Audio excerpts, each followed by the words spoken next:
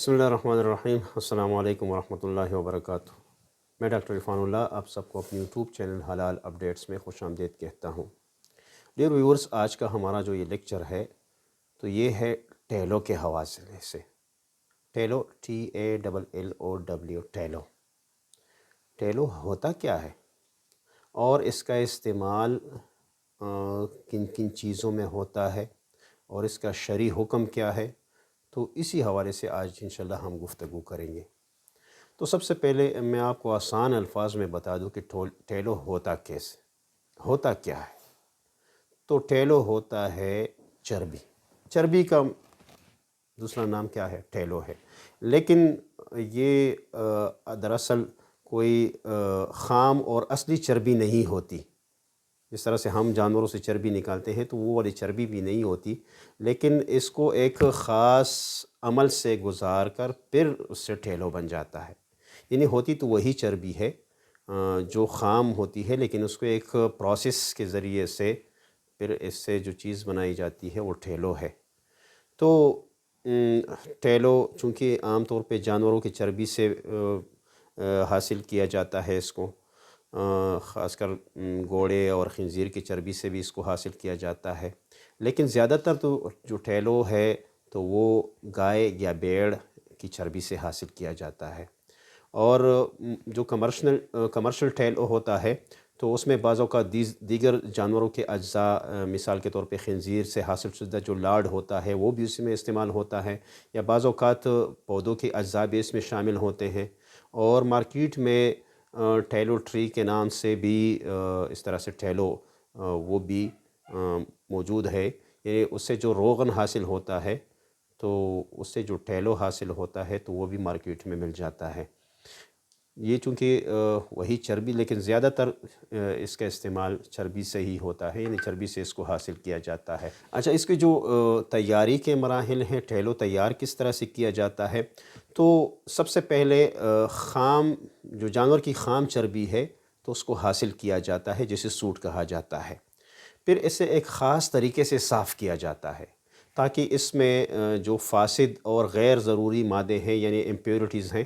تو اس کو نکال دیا جاتا ہے۔ پھر یہی چربی اور اس کی جو خصوصیات ہیں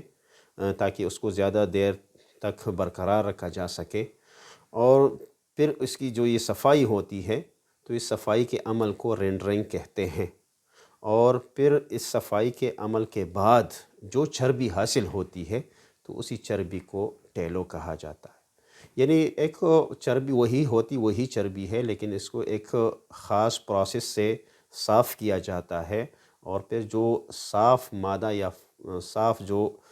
ایک پروڈکٹ بن جاتی ہے تو اس کو کہتے ہیں ٹیلو۔ یہ چونکہ اس کی تیاری کا مرحلہ ہے اور مختلف مشینوں کے ذریعے سے اس کو صاف کیا جاتا ہے، پھر مارکیٹ میں اس کو لایا جاتا ہے اور مختلف چیزوں میں اس کا استعمال ہوتا ہے۔ کن کن چیزوں میں اس کا استعمال ہوتا ہے؟ تو سب سے پہلے شارٹننگ، اس کی تیاری میں ٹیلو کا استعمال ہوتا ہے۔ اصل میں یہ جو شارٹننگ ہے یہ بھی چربی کا ہی ایک خاص قسم ہے، اسی کو شارٹننگ کہتے ہیں۔ اور جو کھانے پینے کی اشیاء میں جس کو شارٹننگ کو استعمال کیا جاتا ہے، یعنی وہی ایک قسم کی چربی ہے، لیکن ایک خاص نام ہے اس کا شارٹننگ، اور پھر اسی کو کھانے پینے کی چیزوں میں اس کو استعمال کیا جاتا ہے۔ اسی طرح سے یہی جو ٹیلو ہے تو کھانے پینے کا جو تیل ہے، یعنی کوکنگ آئل ہے، اس میں بھی اس کا استعمال کیا جاتا ہے، اور اسی طرح سے جو مرجرین ہے تو ان میں بھی اس کا استعمال ہوتا ہے۔ اسی طرح سے جو صابن ہے یا جلد کی حفاظت اور نگہداشت کے لیے جو پروڈکٹس ہوتے ہیں، یا لپسٹک ہے، شیمپو ہے، اور اس طرح سے جو کاسمیٹکس ہیں، یعنی میک اپ کا سامان ہے، تو ان میں بھی ٹیلو کا استعمال ہوتا ہے۔ اسی طرح سے جو جانوروں کی خوراک تیار ہوتی ہے ان میں بھی ٹیلو کا استعمال ہوتا ہے۔ اسی طرح سے بایو ڈیزل میں اس کا استعمال ہوتا ہے، موم بتیوں میں اس کا استعمال ہوتا ہے، اور چمڑے سے بنے ہوئے جو ملبوسات ہوتے ہیں، مثال کے طور پہ بیلٹ ہو گئے یا چمڑے کا کوٹ ہو گیا وغیرہ وغیرہ، تو چمڑے کے سے جو بنے ملبوسات ہوتے ہیں تو ان میں بھی یہی ٹیلو کا استعمال ہوتا ہے۔ اور بعض جو فلیورنگ ہے، یعنی ذائقے ہیں، اس کی تیاری میں بھی اس کو استعمال کیا جاتا ہے۔ آپ کو پتہ ہوگا کہ یہ جو فلیورنگ ہے مختلف چیزوں میں مٹھاس پیدا کرنے کے لیے، مثال کے طور پہ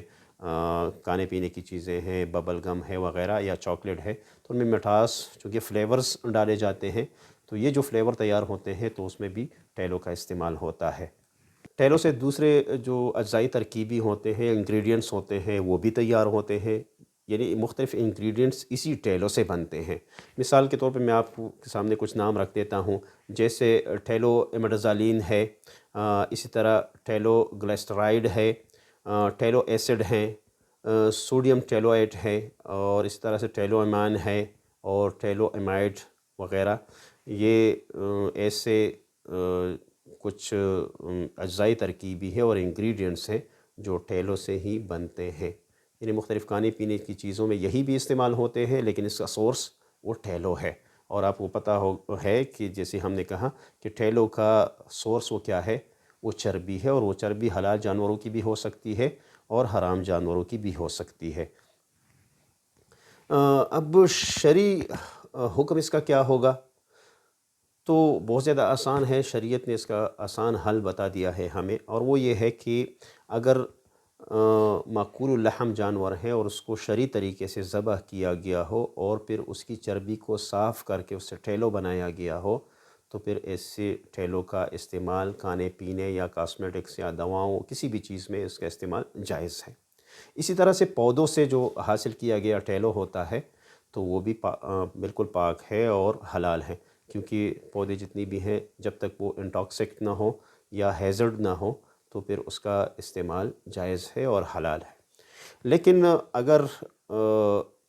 یہ جو ٹیلو ہے خنزیر سے کی چربی سے یا حرام جانوروں سے، دوسرے حرام جانوروں سے، یا ایسے طریقے سے اس کو حاصل کیا گیا ہو، یعنی حلال بھی ہو لیکن اس کو پروسیس کرتے وقت کسی حرام اشیاء کے ساتھ اس کی کنٹامینیشن ہوئی ہو، تو پھر اس کا استعمال کسی بھی چیز میں جائز نہیں ہوگا اور حرام کنسیڈر ہوگا۔ ہاں، اگر باہر ممالک سے کوئی آیا ہوا ٹیلو ہے اور اس پہ حلال کا لوگو لگا ہوا ہے، کسی بھی ملک وہاں پہ جو سرٹیفیکیشن باڈی ہوتی ہے اور اس کی طرف سے اس کا حلال سرٹیفکیٹ دیا گیا ہو یا حلال سرٹیفائیڈ ہو،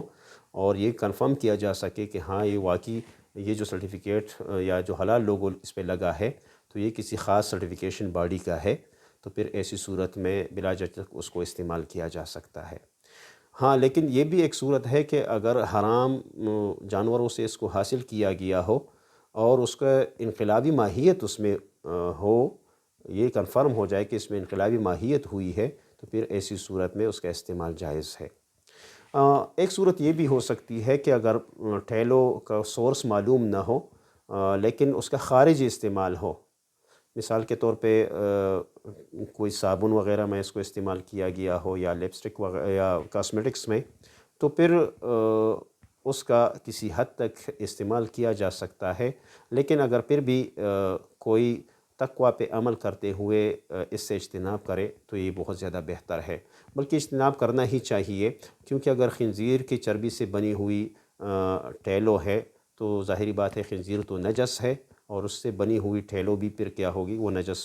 کنسیڈر ہوگی، اور خنزیر کی چربی کا اندرونی یا بیرونی یعنی خارجی اور داخلی استعمال کسی بھی صورت میں جائز نہیں ہے بلکہ حرام ہے، کیونکہ وہ نجس ہے۔